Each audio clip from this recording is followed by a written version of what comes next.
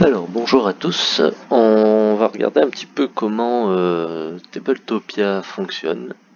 Donc Tabletopia, c'est un site pour jouer à des jeux de société en ligne. Donc je vais supposer que vous avez déjà un compte, que vous y êtes connecté, etc. Donc là vous voyez mon petit avatar en haut à droite. Donc ça c'est la page d'accueil de Tabletopia. Donc vous avez sur la page d'accueil une petite présentation de jeux mis en avant. Vous avez vos salles ouvertes, les nouvelles sorties, des jeux qui sont sur Kickstarter et qui sont déjà disponibles sur Tabletopia. Donc ça a priori c'est des jeux qui sont en train d'être financés en financement participatif sur Kickstarter pour avoir les vraies boîtes, mais vous pouvez d'ores et déjà y jouer sur Tabletopia. Ensuite vous avez le top Board Game Geek. Donc Board Game Geek c'est la référence en termes de jeux de société, c'est le Allociné du jeu de société on va dire. Et donc là vous avez les meilleurs jeux, ensuite vous avez différentes catégories, les classiques, les solos, les jeux à deux, etc., etc. Bon, on va pas rentrer dans les détails de chaque catégorie, je vous laisserai découvrir. Donc, vous avez tout ça. En haut, vous avez Playground, donc c'est là où vous pouvez jouer. Workshop, c'est si vous voulez créer un jeu. About, ça va être toutes les questions que vous pourrez trouver. On va pas spécialement regarder ces deux-là, c'est parce qu'ils nous intéressent. Ici, on est là pour discuter du jeu. Donc, page d'accueil, c'est fait. Si on regarde le Find and Play, donc Find and Play, c'est si vous voulez trouver un jeu auquel jouer avec des gens que vous ne connaissez pas. Donc là, c'est des gens qui proposent des places pour jouer à des jeux de société. Vous pouvez rejoindre, vous pouvez choisir des parties qui commenceront plus tard. Donc des gens peuvent prévoir des parties à des heures données, donc là 15h, 15h, 20h, etc. Et vous pouvez réserver votre place. Et enfin, vous avez les jeux en cours. Vous pouvez normalement regarder une partie, donc si je clique dessus, c'est pas toujours très rapide. Voilà, vous arrivez dans un lobby et vous pouvez cliquer sur Watch. Et là, par exemple, nous pouvons regarder ce qu'il se passe dans la partie. Alors c'est pas très rapide hein, comme site, mais c'est quand même un site très complet, donc ça prend du temps. Donc moi j'ai de la chance, j'ai une bonne connexion, donc je peux rentrer assez rapidement dans les parties. Hop,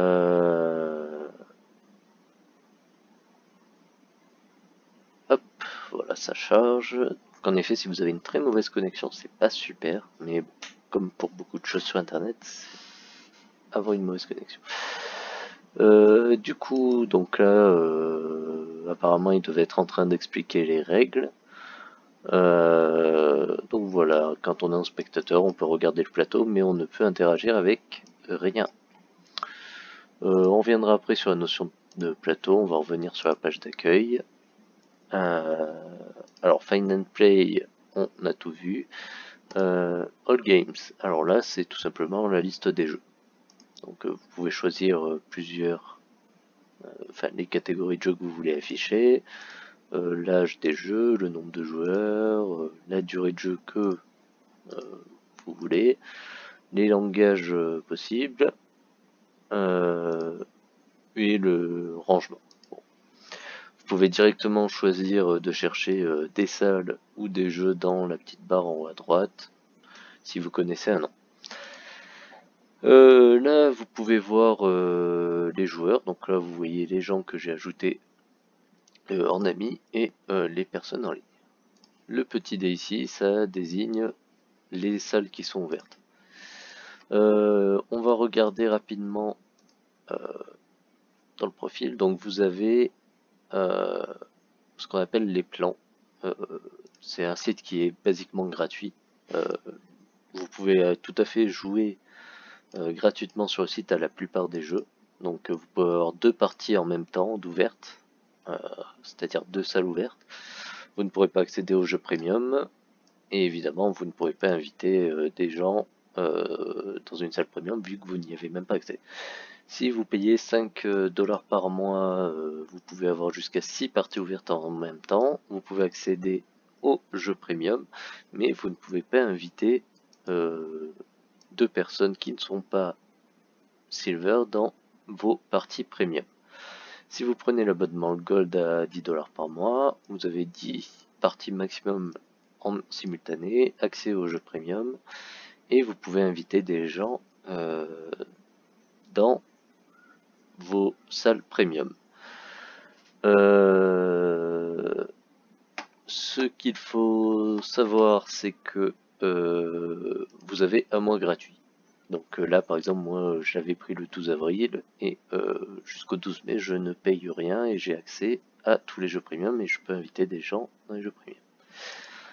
On va voir un peu comment ça se passe dans une salle. Je vais prendre un jeu qui est quand même complet et avec beaucoup de pièces, juste pour qu'on voit comment ça se passe. Alors, quand vous cliquez sur un jeu, voilà, vous arrivez sur la page de présentation qui vous donne un petit peu une petite description du jeu avec l'âge recommandé, nombre de joueurs, la durée approximative d'une partie, la note sur Board Game Geek et le nombre d'heures jouées sur Tabletopia au total.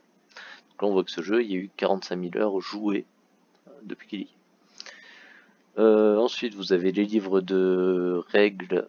Ici, c'est tout en anglais, les premiers. Ensuite, vous avez version française, allemande, russe, etc. Et enfin, on vous parle des différents types de setup. Ça, on verra comment ça se passe. Donc, vous avez des préparations de plateaux de jeu déjà faits pour certains. Ensuite, vous avez une partie commentaire, donc des fois il peut y avoir des informations intéressantes, ça dépend des jeux.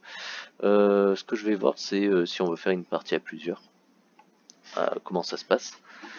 Du coup, vous créez une partie, moi j'ai choisi pour un 2 players, mais là par exemple je peux augmenter.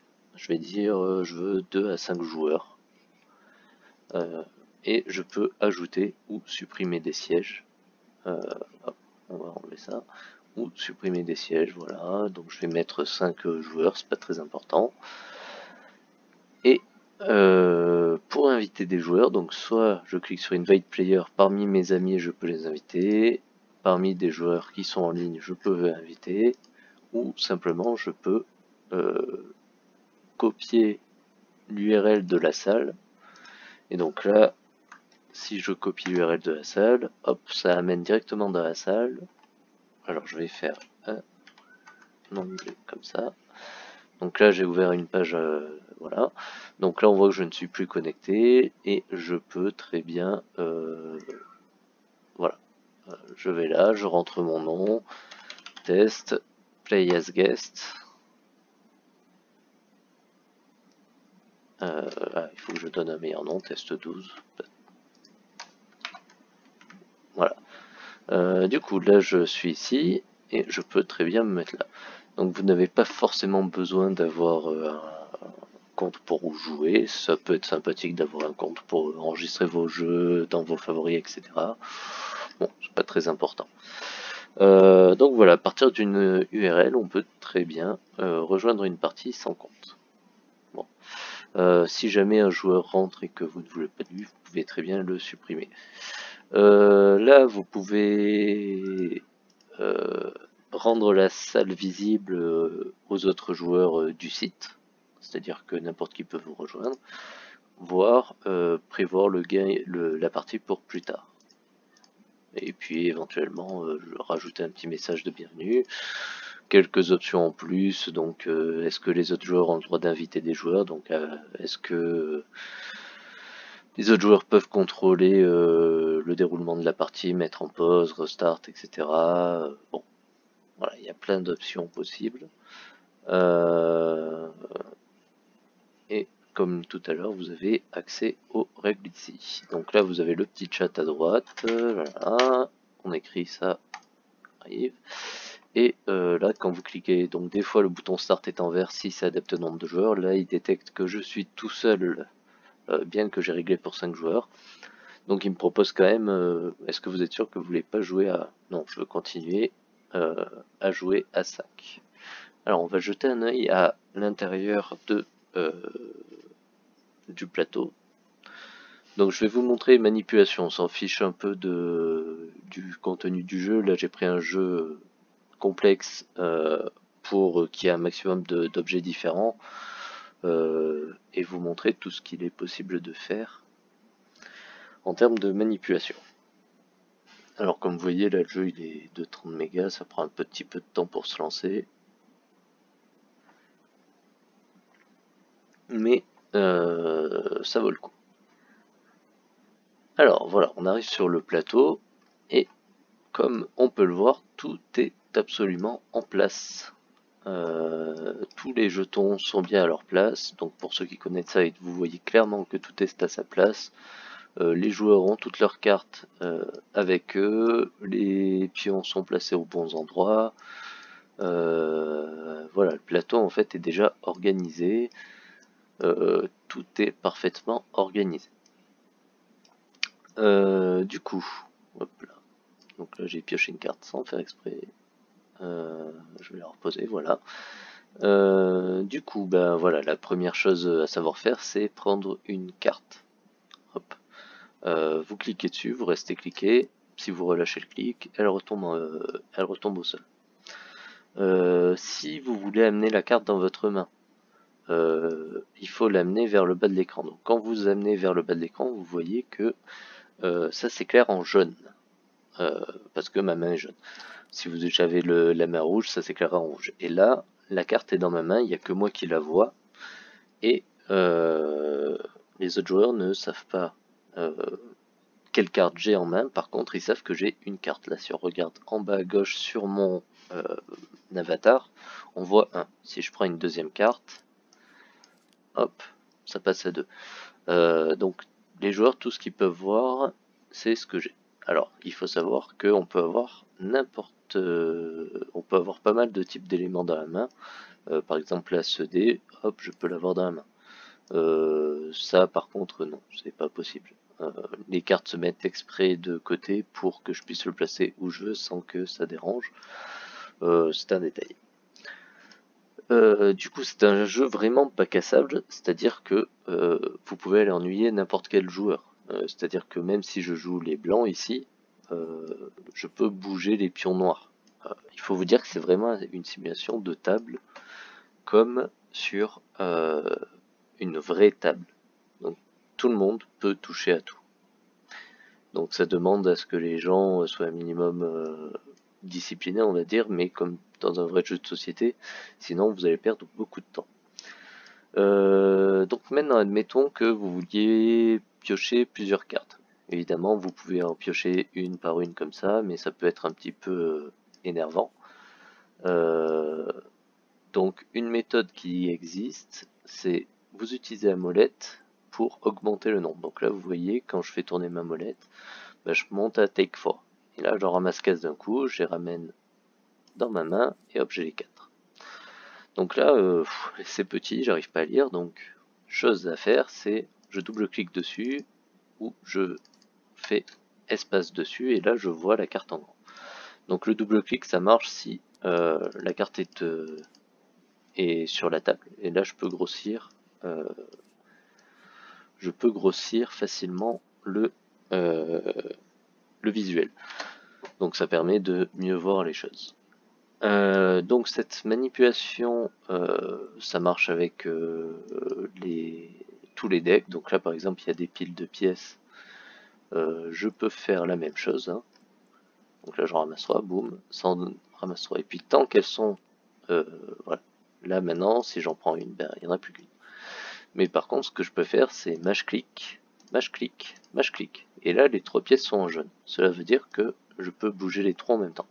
Dès que je les lâche, elles ne sont plus en même temps. Donc voilà, c'est des petites choses à savoir. Donc après, quand vous prenez une pièce et que vous la ramenez sur sa pile, ça marche avec les cartes, à un certain moment, la pile s'allume en orange. Et donc là, ça veut dire que la pièce va bien se stacker dessus. Et c'est pareil pour les cartes, hein. Si je refais ça, boum, à un moment la main est en orange et je peux reposer dessus. Voilà, voilà, voilà. Alors des fois vous pouvez avoir des cartes que vous devez remettre sur la table face cachée. Des cartes en main. Donc là par exemple, admettons, j'ai cette carte et normalement je veux la mettre face cachée. Le problème c'est que si je la fais glisser directement de ma main, elle est face visible.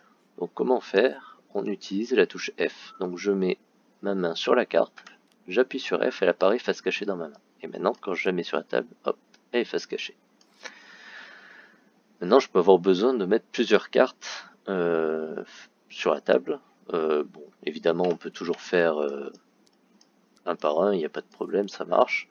Maintenant si vous voulez tout mettre en même temps, vous pouvez très bien faire mâche-clic, mâche-clic. On va faire mâche-clic sur ED aussi, et maintenant si je fais ça, hop, les trois sont révélés en même temps. Donc ça pour certaines phases de jeu c'est assez utile, donc voilà, essayez d'apprendre à utiliser les raccourcis. En termes de manipulation c'est à peu près tout, hein. Là je vous ai montré l'essentiel. Vous avez une petite fiche d'aide sur comment on manipule les différentes choses. Donc il y a tout ce qui est item, je vous ai montré comment ça marche. Maintenant ce qu'on va regarder c'est des mouvements de caméra. Alors pour bouger la caméra, si vous maintenez le clic droit, vous pouvez faire une rotation autour du point sur lequel vous étiez centré avant d'appuyer sur clic droit. Si vous appuyez sur clic gauche et que vous faites glisser, vous faites une translation.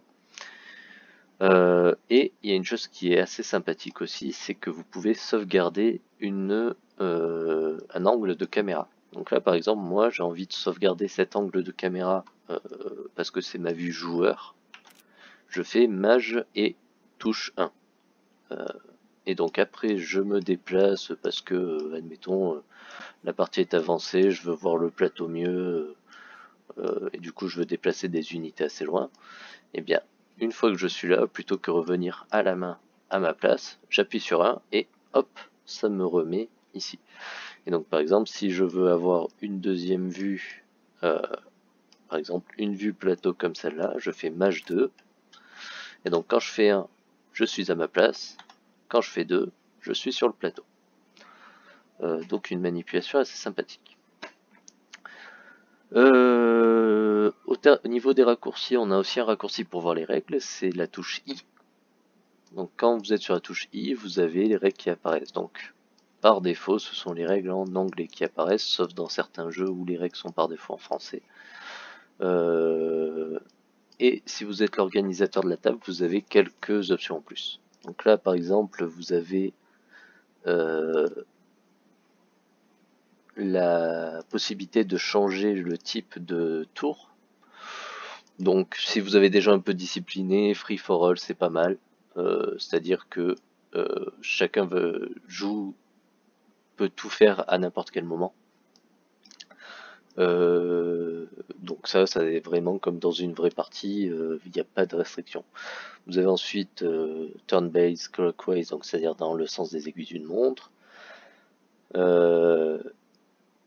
Strictement dans le sens des aiguilles d'une montre.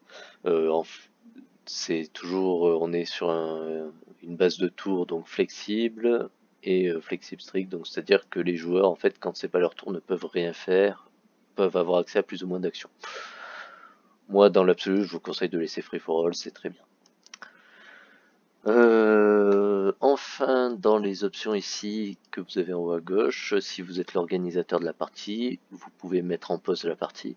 Donc si là je mets en pause, plus personne ne peut plus toucher quoi que ce soit.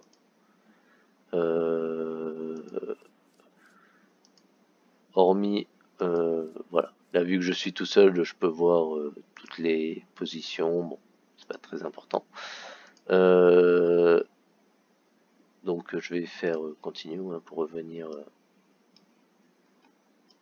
sur la partie. Et là, vous avez fini si vous voulez finir la partie. Donc là, vous confirmez. Vous pouvez noter le score si c'est un jeu à score et ça vous fera le classement. Bon, c'est un peu accessoire, on va dire, c'est pas très important. Restart, ça redémarre complètement le plateau, ça le remet en configuration initiale. Close room, c'est vous fermez complètement la salle.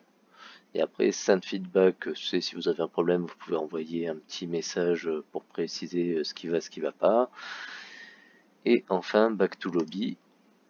Hop, on revient dans le lobby ici, mais la partie n'est pas arrêtée. C'est-à-dire que les joueurs, si vous faites back to lobby, ils peuvent toujours continuer à jouer, c'est pas un souci. Voilà, donc je crois qu'on a fait à peu près le tour des fonctionnalités de site, de Tabletopia en utilisant le plateau de site. L'idéal, ça reste quand même pour vous de essayer par vous-même, vous mettez sur un plateau d'un jeu et vous essayez toutes les manipulations possibles. Moi, je vous fais une petite intro comme ça, mais voilà, l'idéal c'est pour vous. Peut-être une dernière chose que je vous ai pas montré, c'est ça. Donc, si vous faites clic droit sur votre personnage, vous pouvez changer la couleur parmi les couleurs qui ne sont pas déjà prises. Donc, c'est plutôt bien d'avoir la couleur de ces jetons. Donc là, par exemple, si je prends les blancs, ben, j'ai la main blanche. C'est ça l'idéal. Voilà, j'espère que ça vous éclairera sur pas mal de manipulations et que vous pourrez avoir de bons moments sur Tabletopia.